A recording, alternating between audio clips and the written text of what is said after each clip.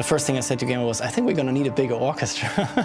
Because the size of this thing, I thought we're gonna have to match this. So, what can we do? So clearly it had to be an epic size orchestra.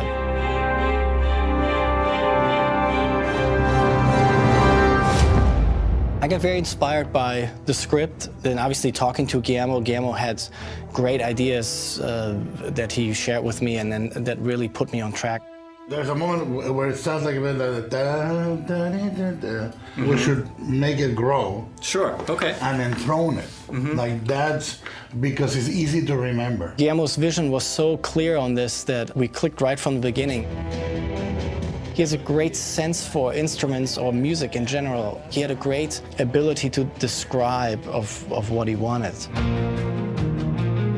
I just sat down and wrote these big, long pieces of music, these suites, as I like to call them. We had the kaiju theme. He always spoke about having this be very brass heavy and have more of a traditional organic sound for the kaiju.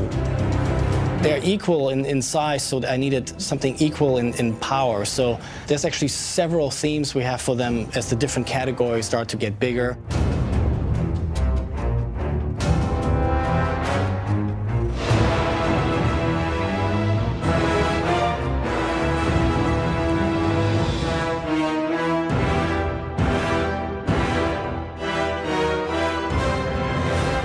They also have like a calling motif. We have these big brass chords that just kind of hint to them. Rally's theme became Gypsy's theme, or the other way around. Obviously, they're pretty much ones. It has that more modern sound. And it could play also very nicely in an emotional way, just with a smaller string section and just a solo guitar. We had Mako's theme.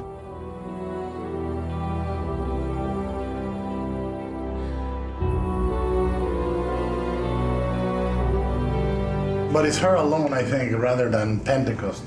Right. The other melody is loss of family, which is great, and finding family. I love it. Beautiful. Cool.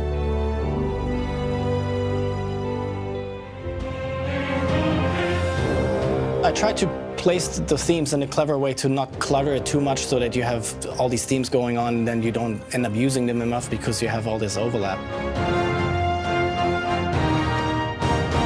We recorded percussion, strings, and brass. Those are the big three elements that we did separate, and then all the other solo instruments, the erhu, the guitar, all that was done separate.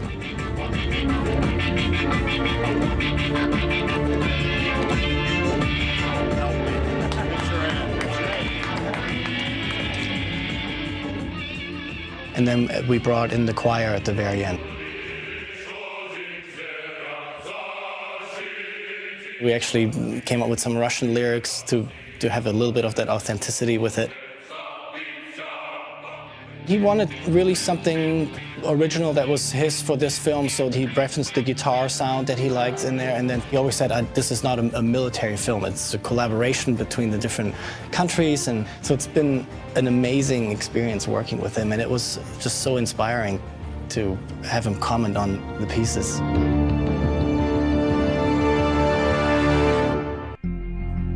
Something out there had discovered us. They counted on the humans to hide, to give up, to fail. We will not die today. Today we will live forever. Today we are canceling the apocalypse. There's a whole bunch of different storylines that are far beyond what seems to be, on the surface, a giant action movie. And Idris, you say, are you sure about this? Grab something, we don't see what it is.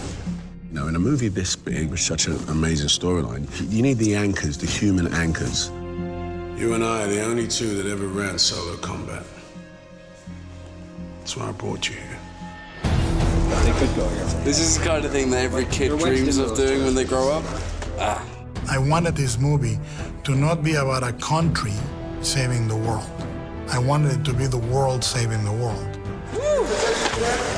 Saving the world's hard. I have no time to grieve!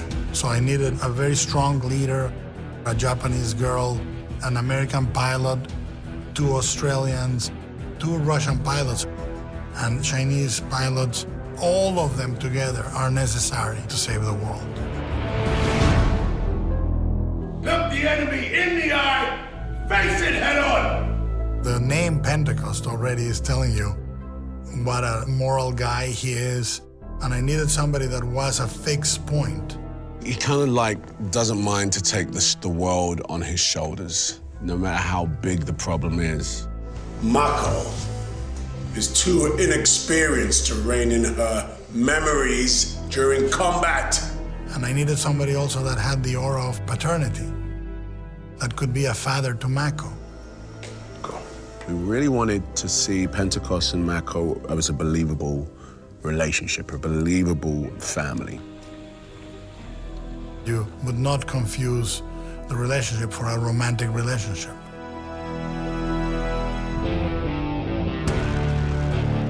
Here's the dog bark, you look down. I wanted the Australians to be fearless and brave.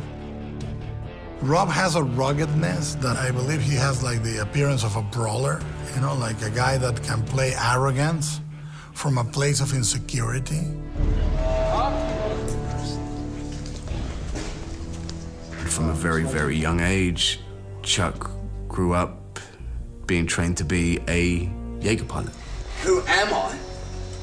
I'm the guy who's got to deliver this bomb. That's who I am. That's not the point. My character made a decision whether to stay in the military or to be a father.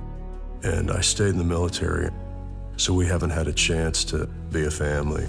Herc was never a father to him. Chuck is more fueled by a resentment towards his father.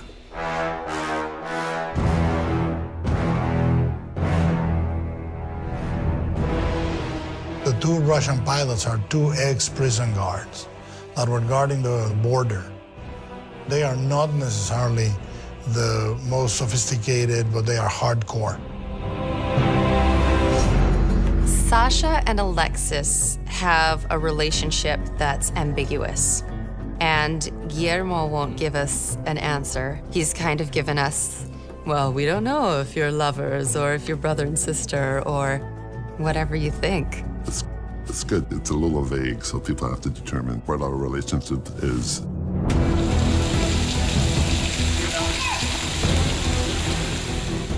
interesting guy, you know? Yeah. Okay. Yeah, I'll try. The idea was to put together a male and a female that didn't trust anyone, and to see these two people coming together, not because they are super strong separately, but because together they can be strong. Both of those characters' life has been on hold for a long time. Mako's been trying to overcome, you know, this horrible childhood she had. And since I lost my brother and lost my function in this world, my life has been completely on hold as well. There was a good moment there, but what I'm thinking is, for me, the important thing is for you to connect with her eyes. And to tell her what the text means. At first, Riley and Mako don't get along very well. She doesn't trust him. But after the drift, they accept everything about each other. It's not about how strong or smart we are. It's about recognizing our weaknesses. Through their relationship, they find some kind of hope and like future and reason to live, you know? There's a really good sense that they both have a future at the end of this film.